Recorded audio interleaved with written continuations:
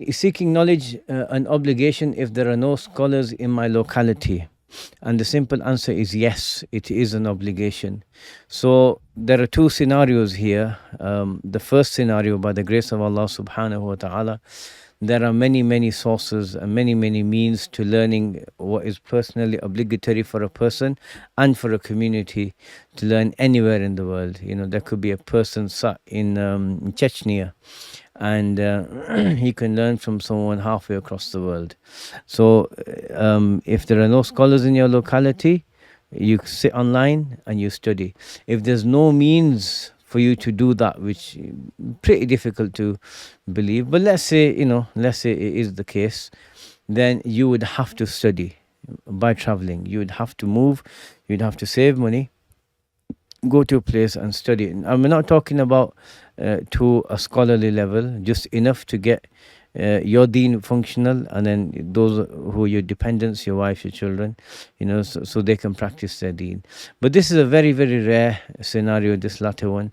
Maybe someone who converts in, somewhere in, say, South America or somewhere, and there may not be many Muslim scholars around, or any means to learn in their language. Fair enough.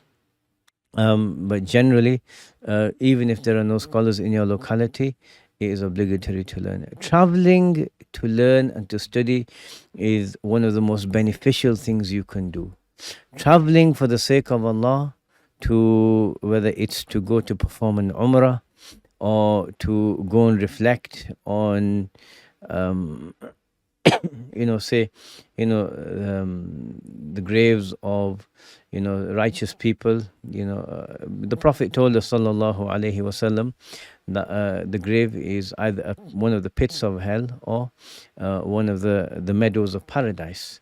So paradise is a place where Allah's mercy is manifested. So the graves of righteous believers, especially people who are known and recognized for their righteousness in their lifetime, such as Imam Muhammad ibn Idris al-Shafi'i, radiyallahu anhu ardah, a great scholar, praised by his peers, his contemporaries, praised by practically everyone after him. He's a blessed man, and I believe that where he's buried, you'll see there's a lot of mercy from Allah subhanahu wa ta'ala there, to the point that another major scholar of the Shafi'i school, who came much later, Shaykh Islam Zakaria al-Ansari, he's buried just in the same building, just maybe 10 meters away from Imam al-Shafi'i. So he must have asked to be buried there, and because of his great rank, the ulama of Cairo, and amongst the ulama of Cairo and the laymen, they will have granted him this, and he was buried there. So it's traveling, whether it's for the Hajj or Umrah, like I said, or to visit a place like this, or to visit someone for the sake of Allah who it always brings benefit. So even if there aren't any localities and you do study online, it's still good once in a while to go and visit some of the ulama.